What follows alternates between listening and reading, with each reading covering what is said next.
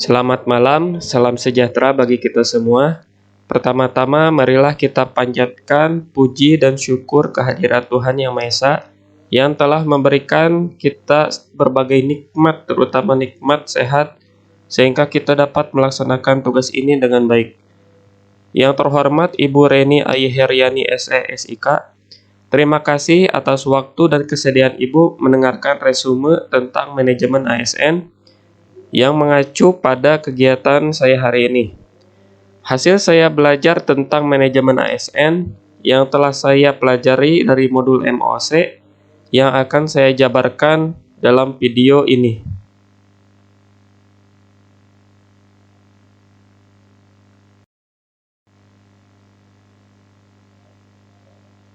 Manajemen ASN. ASN adalah salah satu badan penting yang diciptakan pemerintah Indonesia untuk mengatur kehidupan masyarakat. Akan tetapi, mungkin masih banyak dari kita yang masih belum paham mengenai ASN dan juga manajemen ASN itu sendiri. Nah, buat kamu yang ingin mengetahui lebih lanjut mengenai ASN, tak perlu bingung. Berikut ini akan dijelaskan secara singkat pengertian dari manajemen ASN beserta kode etiknya. Apa yang dimaksud dengan manajemen ASN? Manajemen ASN yaitu pengelolaan ASN yang bertujuan untuk membentuk para pegawai ASN yang profesional. Nantinya mereka akan diajari tentang nilai dasar, bebas dari intervensi politik, bebas dari korupsi, kolusi, nepotisme, dan pastinya memiliki etika profesi. ASN sendiri tersebar di pusat, daerah, dan juga luar negeri. Namun, walaupun tersebar keberadaannya, mereka tetap berada dalam satu kesatuan yang sama. Aturan manajemen ASN. Pengaturan profesi menjadi hal yang lebih difokuskan oleh manajemen ASN, dengan harapan bisa menyediakan sumber daya dari aparat sipil negara yang berkualitas. Adanya aturan manajemen ASN ini juga bertujuan untuk menyesuaikan perkembangan zaman. Manajemen ASN. Bagi sebagian dari kamu tentu masih bingung apa saja yang masuk dalam kategori manajemen ASN. Secara umum, manajemen tersebut meliputi: pertama, menyusun dan menetapkan kebutuhan PNS seperti yang tercantum dalam pasal 5 hingga 11. Kedua, mengatur pengadaan PNS yang diatur dalam pasal 19 hingga 45. Ketiga, mengatur pengangkatan dan jabatan PNS. Keempat, membuat aturan mengenai karir PNS yang diatur dalam pasal 162 hingga 163. Yang kelima, menilai hasil kerja dan tingkat kedisiplinan PNS yang diatur dalam pasal 228 hingga 230. Yang keenam, memberikan penghargaan kepada PNS yang tercantum dalam pasal 232 hingga 237. Yang ketujuh, memberhentikan PNS yang dijelaskan dalam pasal 238 hingga 302. Yang kedelapan, mengatur gaji, fasilitas, dan tunjangan PNS yang dijelaskan pada pasal 303.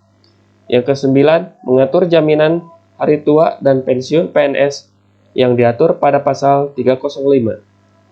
Yang kesepuluh, memberikan perlindungan pada PNS, mengatur cuti PNS, diatur dalam pasal 309 hingga 341. Apa saja kode etik ASN? Di dalam Undang-Undang ASN telah disebutkan bahwa ASN memiliki kode etik dan kode perilaku yang bertujuan untuk menjaga martabat dan kehormatan ASN. Kode etik dan kode perilaku juga digunakan ASN untuk menyelenggarakan birokrasi pemerintah. Nah, untuk kode etik ASN sendiri seperti yang tertera di bawah ini. Yang pertama adalah ASN melakukan tugas dengan jujur, penuh integritas, dan juga bertanggung jawab. Yang kedua, melaksanakan tugas dengan disiplin dan teliti. Ketiga, melayani masyarakat dengan sopan, hormat, dan tanpa penekanan. Yang keempat, ASN melakukan tugas sesuai dengan peraturan perundang-undangan. Yang kelima, melaksanakan tugas sesuai dengan perintah dari pejabat yang berwenang atau atasan asalkan tidak melanggar peraturan perundang-undangan dan juga etika pemerintah. Keenam, mampu menjaga rahasia terkait dengan kebijakan negara. Yang ketujuh, mempergunakan barang milik negara dengan efektif, efisien, dan penuh tanggung jawab. Yang kedelapan, mencegah adanya konflik kepentingan saat menjalankan tugas. Kesembilan, memberikan informasi yang tepat terkait dengan kepentingan kedinasan kepada pihak yang membutuhkan. Kesepuluh, dilarang menyalahgunakan informasi kenegaraan, status, kekuasaan, tugas, maupun jabatan untuk mendapatkan keuntungan atau manfaat untuk diri sendiri maupun orang lain. Kesebelas, berpegang teguh pada nilai dasar ASN untuk menjaga integritas dan juga reputasi ASN. 12. Menaati peraturan perundang-undangan tentang disiplin pegawai ASN. Melalui penjelasan di atas, pastinya kamu sudah makin paham tentang manajemen ASN, aturan, cakupan ASN, serta kode etiknya. Semoga bermanfaat dan bisa menambah pengetahuan kamu. Cukup sekian yang dapat saya sampaikan. Semoga apa yang saya sampaikan dapat bermanfaat bagi kita semua. Apabila ada yang kurang pas selama mengutarakan resume saya ini, saya meminta maaf.